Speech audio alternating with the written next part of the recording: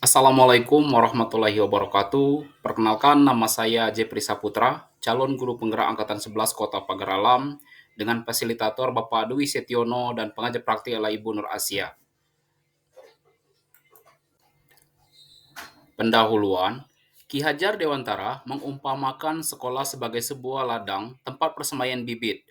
Agar bibit bisa berkembang secara maksimal, maka petani dapat memperbaiki kondisi tanah, memelihara bibit tanaman, memberi pupuk dan air, membasmi ulat-ulat atau jamur yang mengganggu hidup bibit tanaman, dan sebagainya. Dari uraian tersebut, kita dapat memahami bahwa sekolah diibaratkan sebagai tanah, tempat bercocok tanam. Sehingga guru harus mengusahakan sekolah menjadi lingkungan yang menyenangkan, menjaga, melindungi murid dari hal-hal yang tidak baik. Dengan demikian, karakter murid tumbuh dengan baik sesuai dengan profil pelajar Pancasila. Selanjutnya, tujuan. Aksi nyata budaya positif ini bertujuan untuk menumbuhkan budaya positif di sekolah dengan meyakini nilai-nilai kebajikan universal serta menciptakan murid yang merdeka dan mempunyai disiplin kuat sesuai profil pelajar Pancasila. Lini masa. Calon guru penggerak menghadap kepala sekolah untuk menjelaskan pentingnya penanaman budaya positif dan keyakinan kelas di sekolah, serta minta izin untuk mendiseminasikan bersama rekan guru. Yang kedua, memantau, merefleksi, dan mengevaluasi keyakinan kelas yang sudah dibuat. Dan yang terakhir, mengumpulkan rekan guru untuk melakukan diseminasi pemahaman budaya positif dan segitiga restitusi. Tolak ukur. Siswa dapat melaksanakan keyakinan kelas yang telah disepakati bersama dengan kesadaran diri dan penuh tanggung jawab, serta terwujudnya kebiasaan-kebiasaan yang baik dalam diri siswa sehingga tercermin karakter profil pelajar Pancasila. Di antaranya yaitu rencana perbaikan, mengevaluasi kesepakatan kelas yang telah dibuat secara berkala, selanjutnya menempatkan diri pada posisi kontrol manajer secara konsisten dan berkelanjutan, menerapkan segitiga restitusi pada setiap masalah yang ada, dan berkolaborasi pada semua pihak demi terwujudnya budaya positif. Harapan Harapan saya, semoga budaya positif dapat terwujud, baik di lingkungan sekolah, di rumah, maupun di lingkungan masyarakat, agar tercipta suasana belajar yang aman, nyaman, dan menyenangkan. Pada kegiatan budaya positif ini, konsep inti dari kegiatan ini adalah yang pertama ada disiplin positif, nilai kebajikan, teori motivasi perilaku manusia, hukuman dan penghargaan, keyakinan kelas, kebutuhan dasar manusia, 5 posisi kontrol, dan segitiga restitusi. Waalaikumsalam warahmatullahi wabarakatuh. Yang saya hormati Kepala Sekolah SMP Muhammadiyah atau yang mewakili, serta Dewan Guru SMP Muhammadiyah yang saat ini berada atau berkumpul di OTKP seluruh Muhammadiyah, dan kami hormati para Pak Jibri Saputra, salah satu guru CGP SMP Muhammadiyah. Baik, innal hamdalillah nahmaduhu wa nasta'inuhu wa nastaghfiruh wa na'udzubillahi min shururi anfusina wa min sayyiati a'malina. Mahdudillah fala mudilla wa mahdudillah fala hadiya. Asyhadu an la ilaha illallah wa asyhadu anna Muhammadar Rasulullah. Amma ba'du. Baiklah, singkat langsung saja. Di sini sebelum kita memulai kegiatan aksi nyata diseminasi budaya positif kegiatan CGP, marilah sama-sama kita buka dengan lafaz basmalah. Bismillahirrahmanirrahim. Dan untuk acara yang kedua yaitu penyampaian materi yang dimana disampaikan oleh Bapak Jepri Saputra,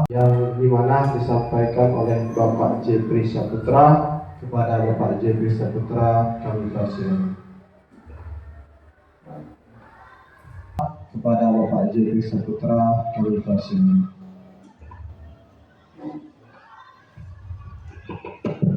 Tes, oke. Baik, sebelum saya buka, izinkan saya membawakan sebuah pantun. Di Palembang mengalir Sungai Musi, Gunung Dempo ada di Pagar Alam. Sebelum kita mulai diseminasi, izinkan saya mengucapkan salam. Assalamualaikum warahmatullahi wabarakatuh. Waalaikumsalam warahmatullahi wabarakatuh. Alhamdulillah, alhamdulillazi hadana li hadza wa ma kunna linahtadiya laula an hadanallah. Asyhadu an la ilaha illallah wa asyhadu wa rasuluh la nabiyya ba'da. Puji syukur kepada Allah Taala pada siang yang cerah ini kita masih diberinya nikmat kesehatan dan kesempatan sehingga kita bisa hadir di sini dalam rangka diseminasi budaya positif yang ada di SMP Muhammadiyah Kota Pagaralam. Maksud dari kegiatan ini yang pertama, saya sendiri pribadi bukan maksud menggurui, terlebih ini adalah berbagi positif ya, atau istilah itu berkolaborasi. Nah, di sini perlu saya sampaikan dalam kegiatan budaya positif ini di setiap sekolah itu harus ada yang namanya budaya positif ya. Nah, sebelum kita mulai, coba berdiri dulu Bapak Ibu Guru.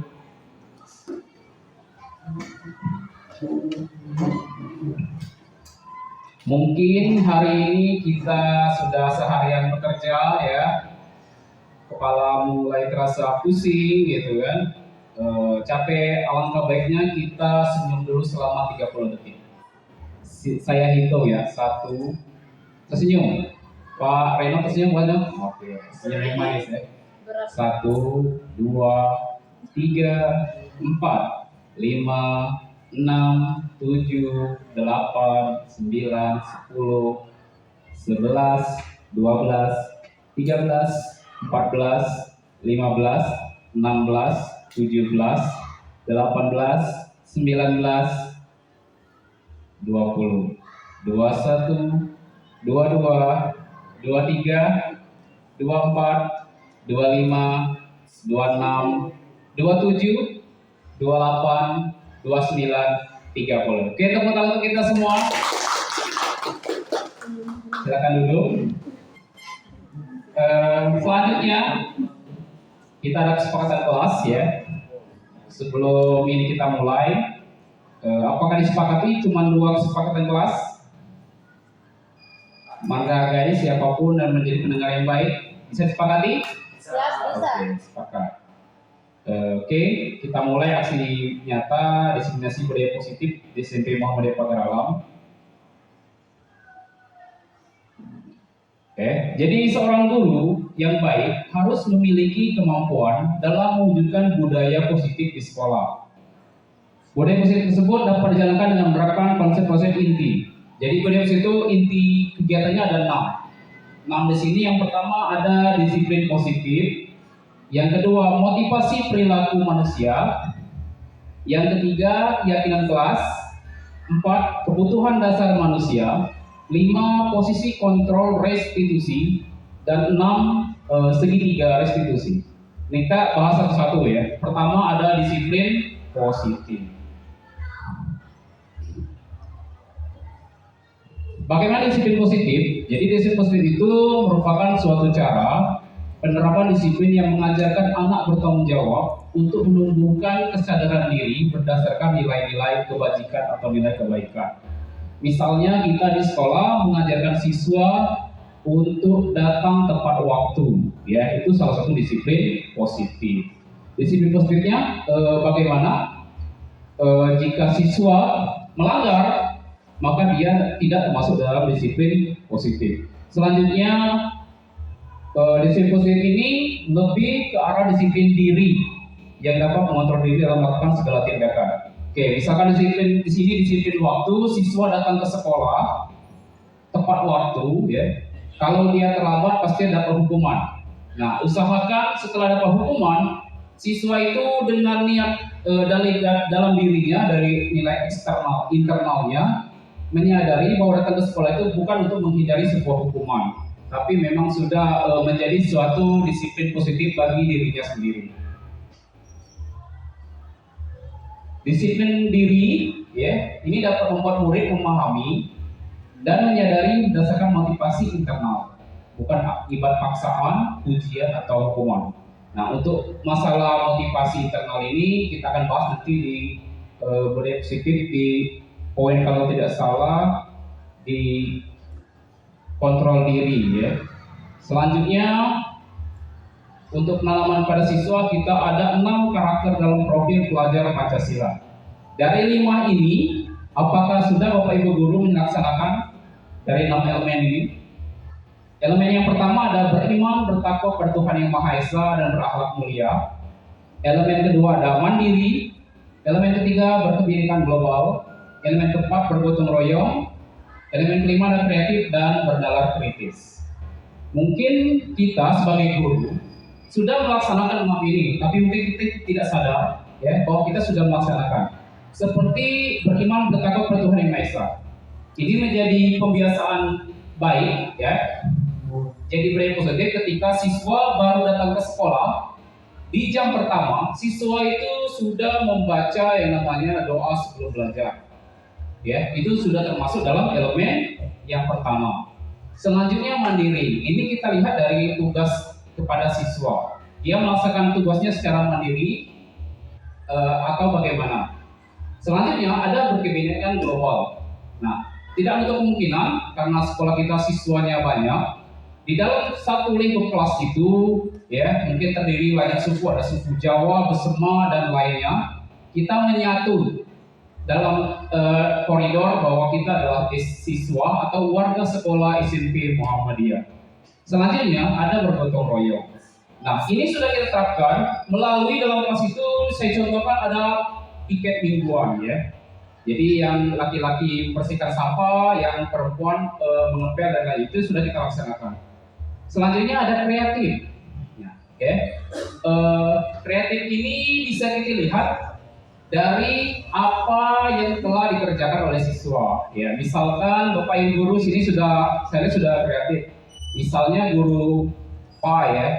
Untuk guru PAI mungkin ditugaskan ke siswanya sudah kalau latihan dan catatan khusus pelajaran PAI, pembungkusnya warna merah. Itu salah satu contoh kreatif. Selanjutnya bernalar kritis, ya. Terkadang kita ngajak di kelas itu siswa itu protes. Pernah diprotes oleh siswa? Pernah. Oke.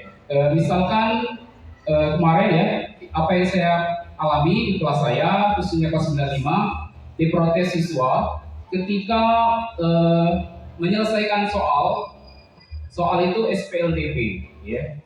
Saya selesaikan di papan tulis SPLDP dengan cara eliminasi. Ternyata ada 2 siswa protes, Pak, untuk SPLDP ini kami tidak menggunakan eliminasi, tapi hasilnya tetap sama. Ya, itu salah satu menunjukkan bahwa siswa kita sudah bernalar kritis. Ya, nah saya jelaskan kembali. Coba, yang beda jalan dengan Bapak tadi, silakan maju ke depan. Di garis 2 papan tulisnya itu pekerjaan Bapak di sebelah kiri, pekerjaan kalian di sebelah kanan. Kita bandingkan cara mana yang lebih mudah kalian pakai. Padahal secara materi, kalau SPLDP itu memang ada 3 cara. Ada substitusi, eliminasi, dan campuran. Ya, mungkin siswa hanya memahami satu saja, sedangkan saya ajarkan tadi adalah metode eliminasi. Ya, itu salah satu contoh bahwa siswa kita di SMP Muhammadiyah sudah bernalar kritis. Oke, selanjutnya ada motivasi perilaku manusia. Motivasi perilaku manusia ini ada 3. Yang pertama, untuk menghindari ketidaknyamanan atau hukuman. Yang kedua, untuk mendapatkan imbalan atau penghargaan dari orang lain. Dan yang ketiga, untuk menjadi orang yang mereka inginkan atau menghargai diri sendiri dengan nilai-nilai yang mereka percaya. Jadi di sini, misalkan kita ya kepada siswa kita tekankan bahwa harus berpakaian rapi. Ya, mungkin yang tidak rapi kita hukum. Ya, dengan catatan sudah melanggar peraturan. Nah, di sini ketika siswa itu dihukum, harapannya nanti di nomor poin ketiga. Ya, jadi siswa itu sadar bahwa memakai pakaian rapi itu adalah passion dia. Selanjutnya ada namanya keyakinan kelas. Boleh saya tanya, sudah pernah melaksanakan keyakinan kelas? Belum. Yang wali kelas sudah ada keyakinan kelas atau belum? Oke, kalau belum kita bahas di sini, ya. Keyakinan kelas ini dibuat setelah adanya kesepakatan kelas, kesepakatan awal belajar kita. Nanti saya tampilkan bagaimana kesepakatan kelas yang sudah saya laksanakan. Nah ini kesepakatan kelas 95 di awal pelajaran 2024-25.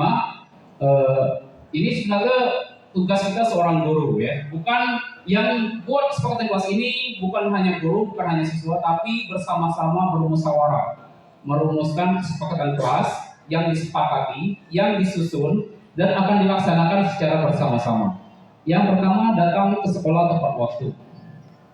Ada 10. Yang kedua, tidak boleh buang sampah sembarangan. 3, melaksanakan tugas mingguan, piket kelas. 4, berpakaian rapi dan sesuai aturan. 5, menghormati guru dan teman. 6, tidak boleh keluar masuk kelas tanpa izin guru di kelas. 7, rambut wajib pendek untuk laki-laki, jika sesuai aturan untuk perempuan. Dan yang ke-8, jika alfanya 2 kali itu mendapat surat panggilan orang tua. Yang ke-9, tidak boleh membawa HP dalam kelas. Dan ke-10, di dalam kelas dibolehkan minum tapi tidak boleh makan. Mungkin Bapak Ibu guru yang mengajari kelas 95 ya, jangan kaget kalau di atas meja itu ada botol minum. Karena di kesepakatan kelasnya ada boleh bawa minum tapi tidak boleh makan. Ini untuk kegiatan dalam kelas. Nah ini nanti rencana saya akan dibuat banner, ya, buat banner di dalam kelas, bekerja sama dengan Ibu Nabila ya, wali kelasnya nanti. Jika siswa itu melanggar dari 1 sampai 10 itu boleh dihukum karena ini adalah kesepakatan. Ya, ini sudah menjadi kesepakatan. Setelah ada kesepakatan kelas, maka kita buat keyakinan kelas. Keyakinan kelas, yang ini keyakinan sekolah atau kelas berupa pernyataan yang universal yang mudah dipahami. Jadi keyakinan ini diambil dari kesepakatan kelas tadi. Jika sudah ada kesepakatan kelas, kita buat keyakinan kelas. Keyakinan kelas ini kata-kata yang bersifat universal, yang mudah diingat siswa. Misalnya tentang kedisiplinan, lah tadi rambut pendek, jilbab sesuai aturan untuk perempuan, itu salah satu keyakinan kelas. Contohnya di sini ada, nah ini keyakinan kelas 95, yaitu bekerja sama menjaga kebersihan kelas, saling peduli, menghargai dan membantu satu sama lain, tepat waktu dan aktif di kelas, mengerjakan tugas tepat waktu, menjaga dan tekan barang sesuai tepatnya. Nanti ketika siswa itu melanggar, nanti ada videonya ya. Ketika siswa itu melanggar, dia melanggar keyakinan kelas nomor berapa? Disebutkan. Ya, itu dalam segitiga restitusi. Sepertinya sudah mulai ngantuk Bapak Ibu sekalian. Kita ice breaking ya. Bisa ice breaking Bu Nabila? Oke, berdiri. Kita senam otak dulu ya, senam otak. Boleh berdiri Bapak Ibu guru? Bapak Rudli, Pak Fri, jangan perhatikan orangnya, perhatikan gerakannya saja, oke?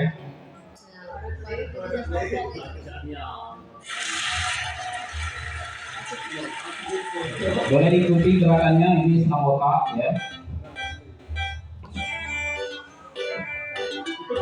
Boleh ikuti.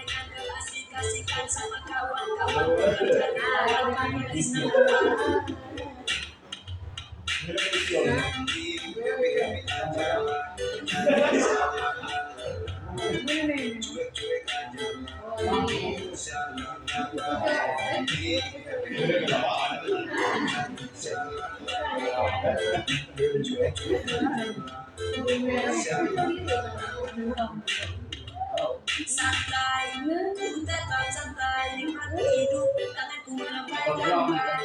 Bukan ku lebay, tapi lebih asik santai di pantai santai. Ku tetap santai, nikmati hidup, tanganku melambaikan lambai. Bukan ku lebay, tapi lebih asik santai di pantai.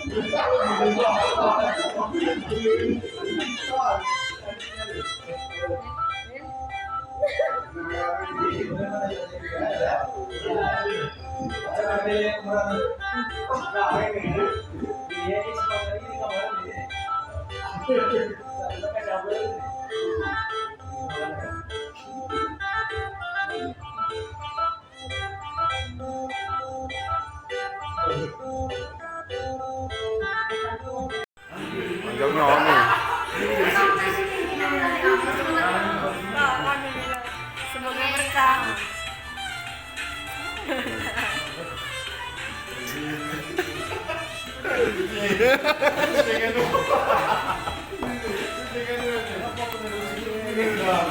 Ini tipu kawan. Kawan aku. Kawan, sana.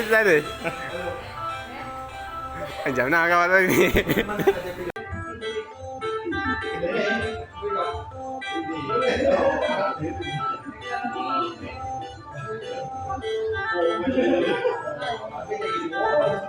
Oke, selesai.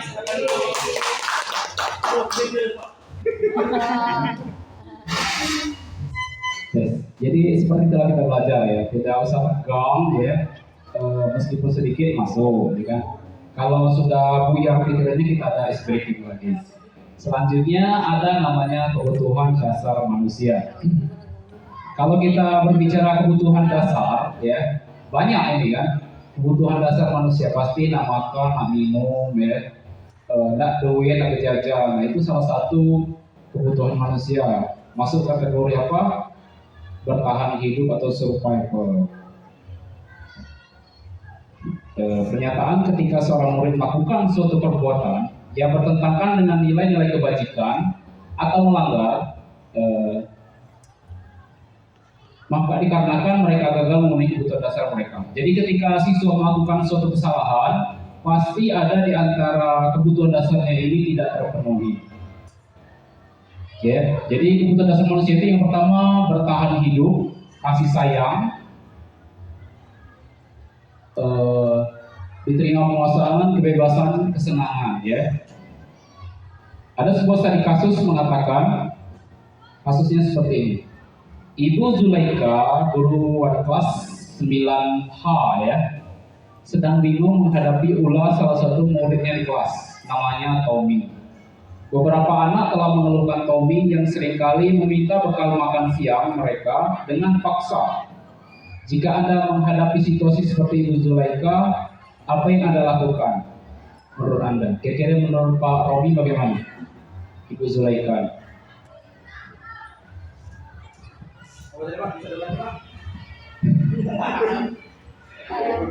Ibu Zulaika ini seorang wali kelas, jadi menemui anak yang sering meminta bekal dengan paksa kepada temannya. Nah, kira-kira bagaimana tanggapan Pak Romi jika Pak Romi sebagai Ibu Zulaika? Terima kasih Pak Jeffrey. Sebenarnya kalau studi kasus seperti ini sudah sering terjadi ya, tapi perbedaannya yang di sini dicontohkan makanan. Bisa kita ibaratkan dengan uang saku, Pak. Nah itu yang sering terjadi, atau sama seperti pemalahan. Menurut saya, apa yang harus dilakukan Ibu Zulaika ini, ya kita harus melakukan beberapa pendekatan, Pak, terhadap siswa tersebut. Kita tidak bisa langsung memberikan apa dari bahasa itu memberikan hukuman ya. Nah, kita tidak bisa langsung memberikan hukuman terhadap siswa tersebut, Pak. Melainkan kita harus kita panggil dulu. Setelah kita panggil, kita lakukan pendekatan. Nah, seorang siswa sebenarnya tidak ada siswa itu yang notabene itu nakal. Hanya saja ada beberapa faktor yang mendorong mereka sehingga membuat mereka terjadi kenakalan tersebut. Nah, bisa jadi faktor internal dan eksternalnya. Nah, jadi tadi harus dilakukan pendekatan dulu, Pak, untuk mengatasi. Ya, harus dilakukan pendekatan. Kita tepuk tangan untuk Pak Robi. Pak Robi kita Ibu Zulaika ya. Jadi di sini untuk tadi kasus Tommy bukan Doni ya, salah ketik saja. Di sini yang pertama benar kata Pak Robi, adakan pendekatan terhadap siswa. Kita jangan langsung menjudgment siswa, jangan langsung menghukum ya. Kita harus ketahui dulu karakter ya, latar belakang siswa itu apa yang menyebabkan dia melakukan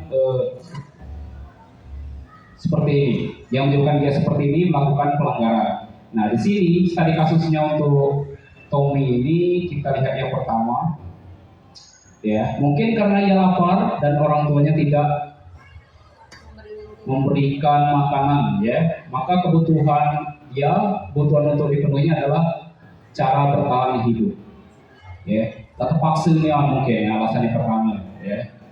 Ini baru pendapat dari Ibu Zulaika. Yang kedua, alasan yang kedua, karena dia merasa senang temannya tuh jadi perhatikan dia. Jadi istilah tuh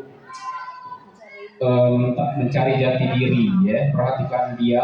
Ketika temannya melaporkan tindakan itu, dia merasa kalau orang tuanya itu kurang perhatikan dia, maka kebutuhan dasar yang sedang dipenuhi Tommy adalah kasih sayang dan rasa diterima ya, jadi kurang kasih sayang lah istilahnya. Dan alasan yang ketiga ya, karena temannya jadi takut dengan dia dan menuruti keinginannya, maka sebetulnya Tommy sedang berusaha akan kebutuhan kekuasaan. Alasan keempat, karena dia merasa bosan dengan bekal makanan yang dibawakan ibunya, maka dia selalu meminta kepada bekal yang sama. Oleh karena itu dia ingin mencoba makanan yang baru ya. Berarti kebutuhannya adalah kebebasan. Ini salah satu kenapa Tommy tadi melakukan kegiatan itu. Itu alasan kelima, karena dia melakukan iseng atau menikmati ekspresi wajah teman-teman yang kesal karena diambil makanannya dan menurut dia ekspresi teman-teman itu lucu.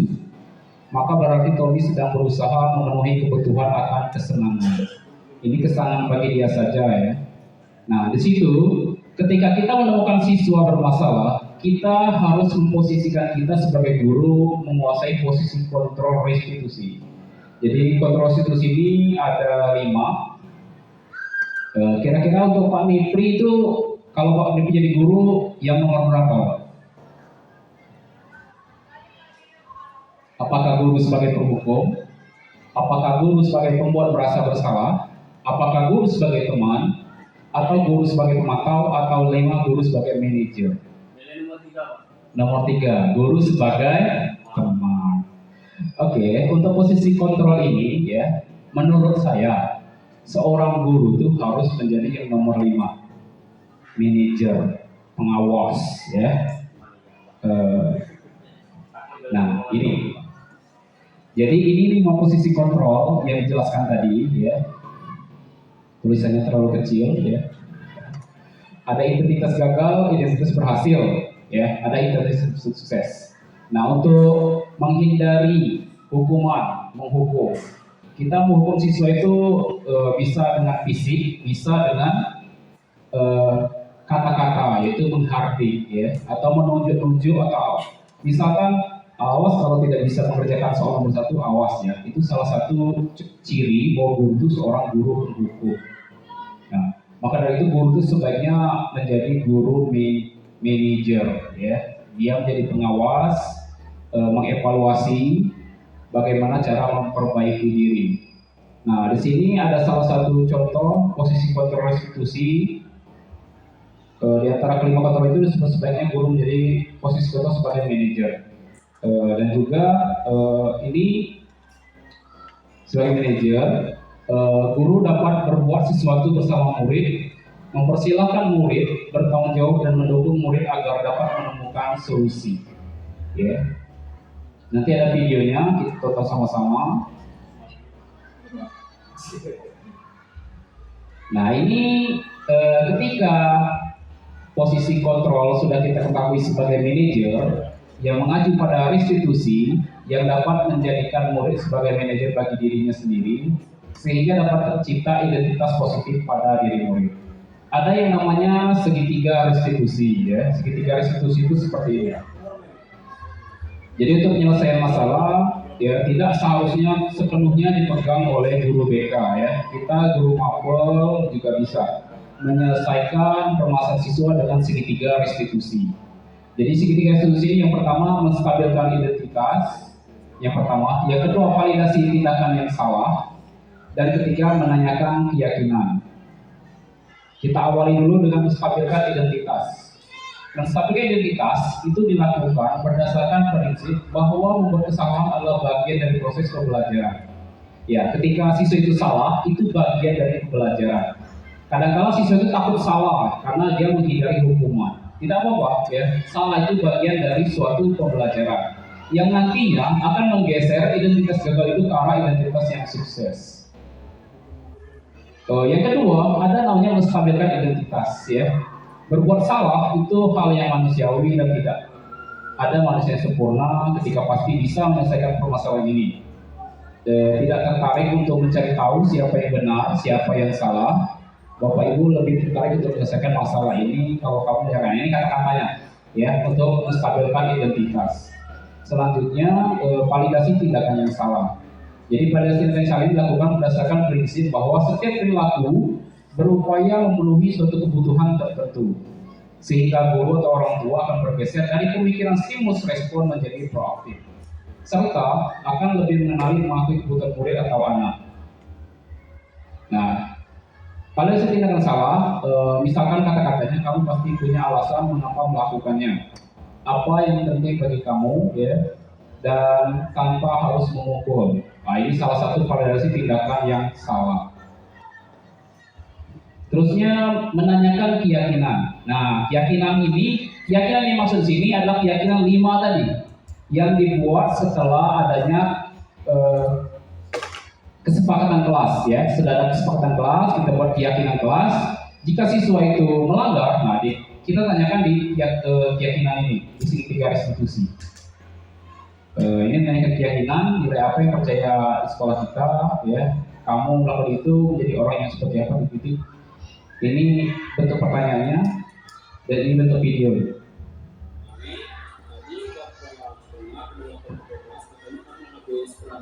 Saya buka dulu. Jadi peristiwa di sini saya ceritakan ada siswa berkelahi di kelas.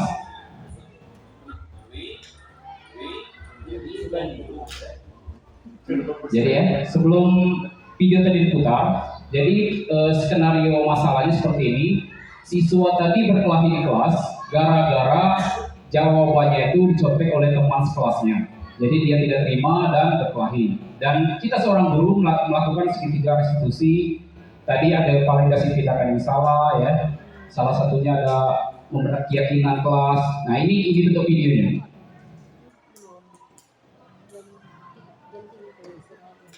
Nama yang berkelahi namanya Amel.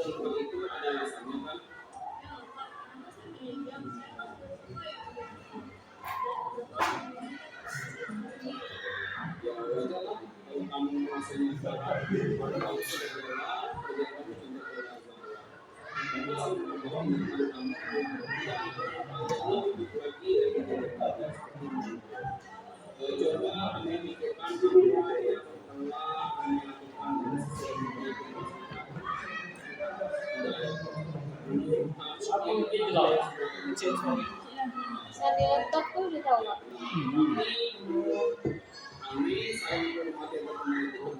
Masih tadi nggak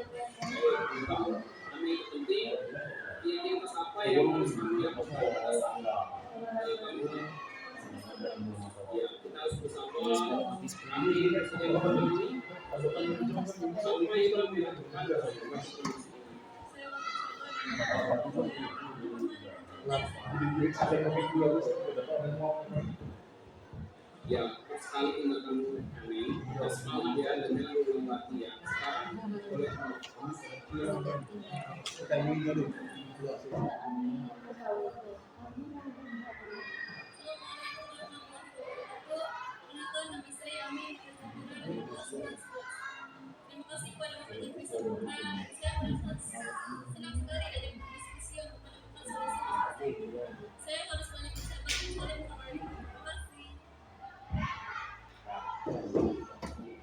Oke, itu tadi segitiga restitusi, penyelesaian masalah siswa. Dalam kasus ini, siswa ini tadi berkelahi di kelas gara-gara buku latihannya dicontek oleh temannya sekelas. Ya. Jadi si Amel ini tidak terima ketika jawabannya dicontek oleh temannya. Jadi wajar dia membela diri. Ya, kita sebagai guru, ya, jadi sebagai manajer, penengah, ya. Kita jangan langsung menyalahkan kamu salah, ya, kamu melanggar aturan. Ya. Jangan. Kita kalau tadi adakan pendekatan terlebih dahulu secara personal. Nah, di sini untuk segitiga restitusi, ya, itu di salah satu budaya positif kita yang nomor 6. Oke, dari seluruh laporan saya ini ada yang tanyakan? Silakan. Kau yang beri silakan. Terima kasih Pak Jeffrey. Mungkin sebenarnya tidak perlu kami tanyakan, dari materi yang Bapak sampaikan tadi sangat jelas, termasuk di dalam penyelesaian masalah-masalah yang dihadapi siswa baik itu di kelas maupun di luar ruang kelas. Tetapi kendalanya ini masalah keyakinan kelas. Jadi penyusunan tahap keyakinan kelas itu masih banyak yang kurang kadang-kadang Pak. Jadi kami ingin tanyakan cara yang tepat itu untuk membuat keyakinan kelas atau aturan kelas itu Ya, yang pertama pernah tadi belajar melibatkan siswa atau peserta didik di kelas tersebut dengan guru atau dibantu dengan wali kelas. Tapi kendalanya itu yang kami tanyakan, cara penyusunan itu, aturan-aturan itu apakah harus banyaknya atau cukup dengan simpel-simpel saja, Pak? Terima kasih. Baik, tepuk tangan untuk Pak Wimri. Ya, terkait keyakinan kelas ya. Jadi kita membuat keyakinan kelas ini jangan langsung juga keyakinan kelas. Buat dulu seperti tadi ada namanya kesepakatan kelas. Ya. Dari kesepakatan kelas yang sudah kita susun. Jadi di sini Bapak Ibu guru, yang mau kesepakatan kelas ini bukan kita guru, bukan juga siswa, tapi kita bersama-sama. Nanti ketika kita di kelas mengawali pembelajaran, sebelum pembelajaran ini kita mulai, ya kita adakan kesepakatan kelas. Apakah bisa setujui? Pasti jawab siswa setuju. Nah nanti ketika siswa setuju, siswa dipersilakan menuliskan sendiri apa kesepakatan kelas yang akan kita sepakati. Di papan tulis bisa, atau dengan sticky note ditempel ke papan tulis bisa, ya. Saya ada bukti fisiknya tapi tidak dimasukkan di sini. Nah, ketika kesepakatan kelas ini sudah dibuat, ini kalau dibuat lebih dari 10, ya. Itu tuh ada kalau tidak salah ada 17 yang dibuat siswa, ya. Nah, kita sebagai guru hanya memotivasi, ya, mengawasi, melihat mereka membuat kesepakatan kelasnya sendiri. Nah, setelah sudah selesai, siswa tadi menuliskan kesepakatan kelasnya, kita sebagai guru menanyakan, ya, dari 17 tadi kita kerucutkan, ya, kita susun kata-katanya terlebih dahulu supaya mudah diingat, ya.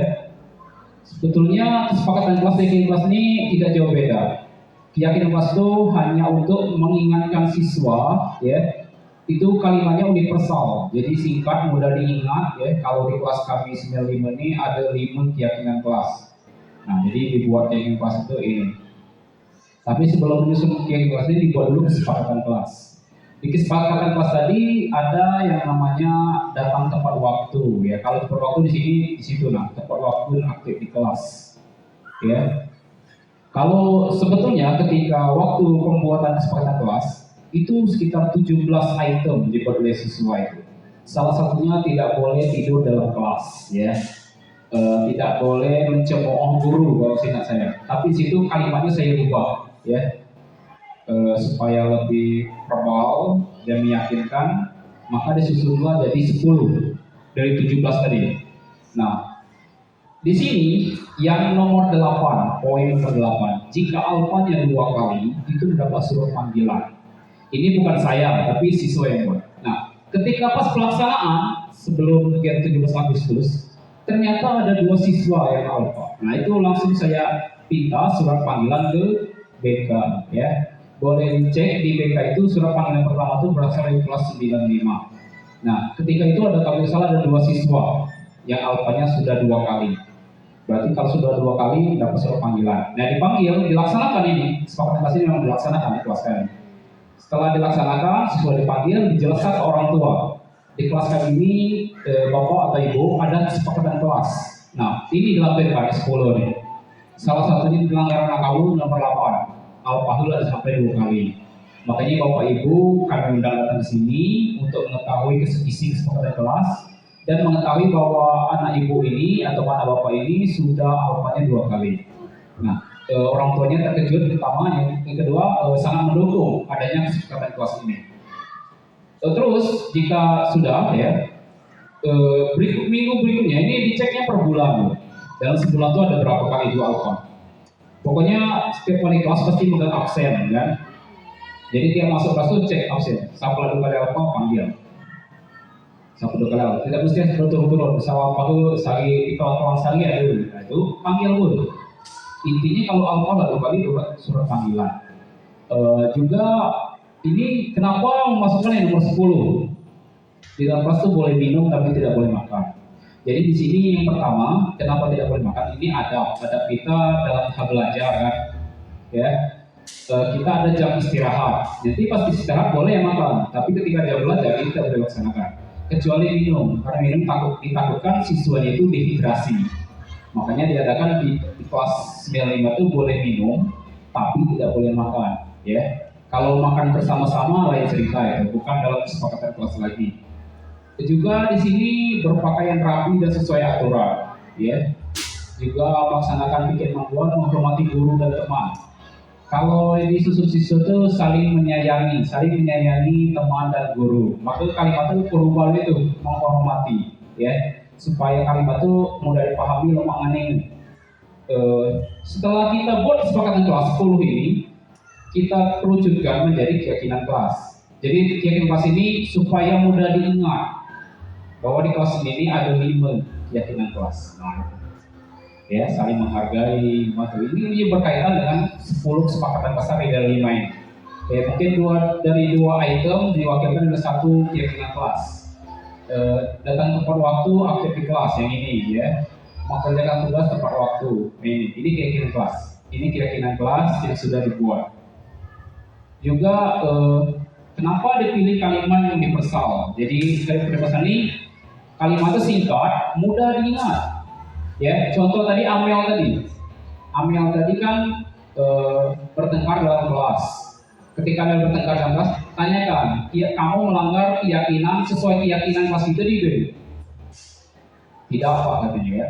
Ini kalau di video kan bahasa Indonesia harus, kalau ngomong bahasa Indonesia. Sesuai keyakinan kelas kita tidak. Nah, kalau kamu tidak, berarti kamu melanggar keyakinan kelas yang nomor berapa? Kita kembali lagi keyakinan kelas tadi yang udah diingat siswa tadi. Melanggar keyakinan kelas yang saling peduli, menghargai satu sama lain. Melanggar keyakinan kelas yang itu. Nah, ketika Amel mengakui bahwa dia melanggar keyakinan kelas, nah, tanya Pak dulu, ditanyakan lagi, untuk kedepannya lo mana loh? Jadi dia harus bersabar. Kalau misalnya menerima perlakuan dari teman galak contohnya, dia melapor dulu ke guru. Jangan langsung mukul atau berkelahi dalam kelas. Itu salah satu contoh keyakinan kelas. Bagaimana Pak Wimpi, sudah jelas? Yang lain? Pak Nek? Jelas.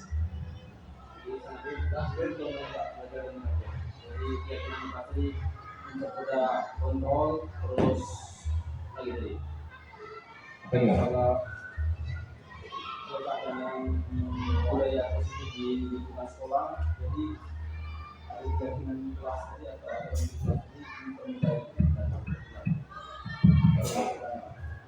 Tadi kami menjawab ya, guru itu sebagai teman, boleh sebagai teman, tidak salah ya. Tapi alangkah baiknya kita sebagai manajer, pengawas atau yang lain. Kalau guru sebagai teman ini agak sedikit bertentangan dengan adab, nanti timnya tidak ada jarak. Memang kita ditantang di era saat ini, kita mengajar itu sesuai kodrat alam dan kodrat lingkungan. Mungkin cara belajar dulu waktu Pak Rudli di SMP beda dengan saat ini. Zaman Pak Rudli SMP dulu ada TikTok belum? Belum Pak. Oke ya, jadwal ya. Nah itu ya, jadi kita sebagai guru itu harus menyesuaikan kodrat alam dan kodrat sosial ya. Mungkin ada beberapa guru kita yang mengajar lebih dari satu sekolah, misalkan saya contohkan dari saya sendiri. Mungkin kalau kodrat alam di SMP Muhammadiyah beda dari kodrat alam yang ada di MTS Rawamangun. Pada MTS Rawamangun itu masih daerah hutan ya, berdekatan dengan salah satu air terjun. Jadi ketika melaksanakan pembelajaran kodratnya beda. Di situ kalau sampahnya sampah daun.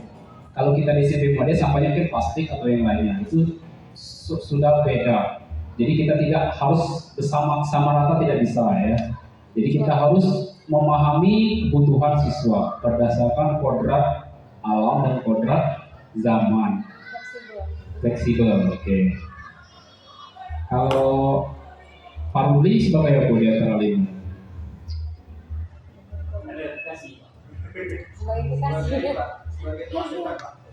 Sebagai teman dekat tuh teman.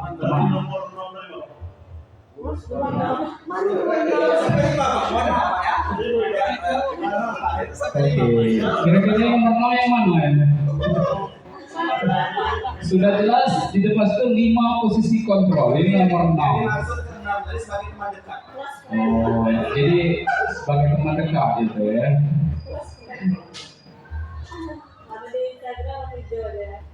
Teman dekat. Awal ibunya tidak mau. Jangan juga yang di situ, bukan di situ. Kalau 55 mah. Oke, sebagai teman dekat ya. Kalau di sini Pak dalam posisi kontrol restitusi untuk menyelesaikan masalah siswa tadi menggunakan segitiga restitusi ya. Kita berpihak sebagai manajer. Jadi manajer ini mengatur ya, menanyakan, terus memantau ya, dan juga ya mendekat tadi. Jadi sehingga tercipta identitas positif bagi diri murid ya. Ini namanya segitiga restitusi. Ya, ini untuk penyelesaian masalah kita harus menggunakan segitiga restitusi. Pernah saya ditanya oleh BP, pernah menemukan siswa bermasalah? Pernah. Penyelesaiannya bagaimana? Inilah kata Pak Robi ada pendekatan. Ternyata jangan hanya pendekatan saja, tapi harus menggunakan segitiga restitusi. Seperti yang ditampilkan di video tadi ya.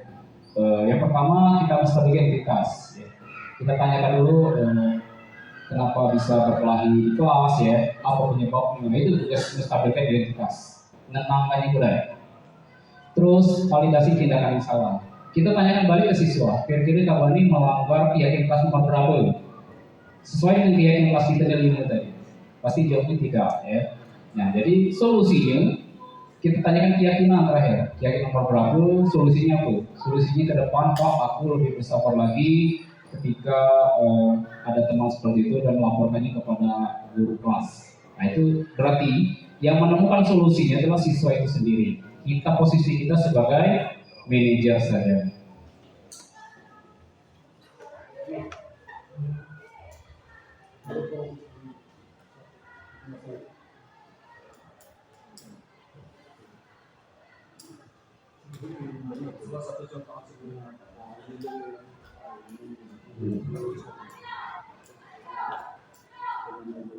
Tapi saya di dalam.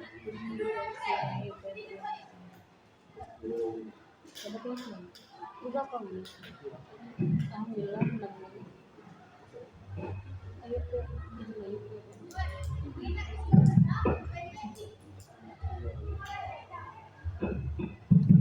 Oke, sedikit saya ulang, ini ada 6 karakter proyek pelajaran Pancasila ya. Kita ada namanya kegiatan P5. Jadi kegiatan P5 tidak harus ada seperti jual beli saja, tidak ya. Bisa dipilih ya, banyak hal sebenarnya dalam P5 itu. Seperti mengelola sampah bisa ya. Terus mengadakan studi industri juga bisa ya. Tidak harus ada kegiatan jual beli atau market day atau yang lainnya.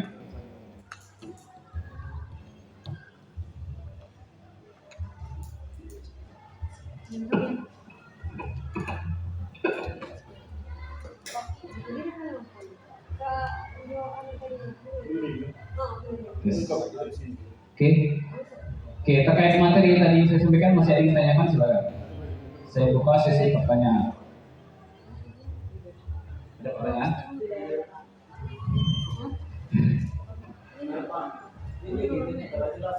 Jelas sekali. Alhamdulillah, jelas sekali. Sampai nomor 6 tadi.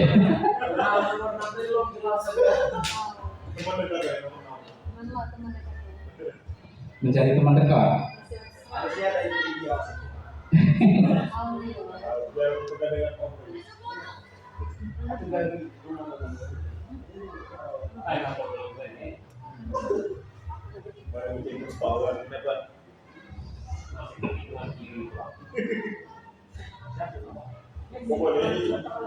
Amei, tadi Bapak dengar ada laporan ketua kelas, katanya kamu habis berantem ya dengan Azahwa.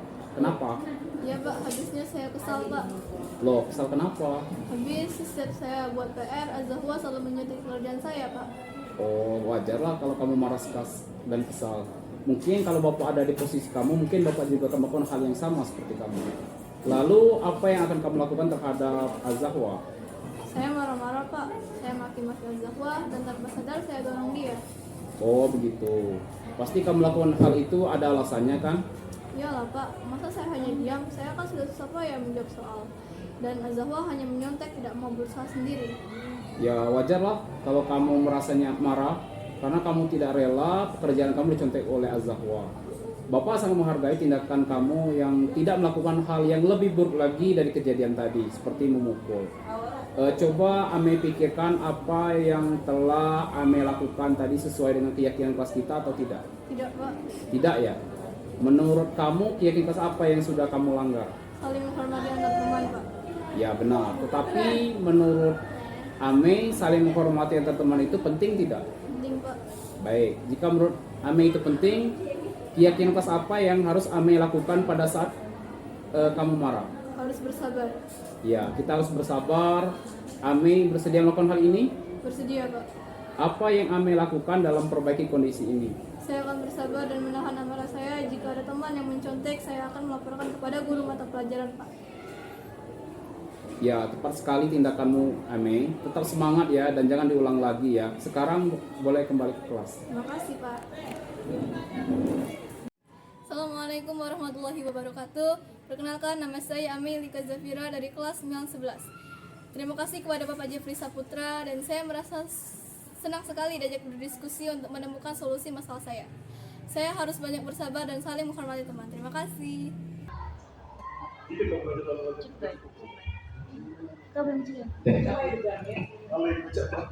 Marina, boleh diukur situ. Tadi lupa gue ya.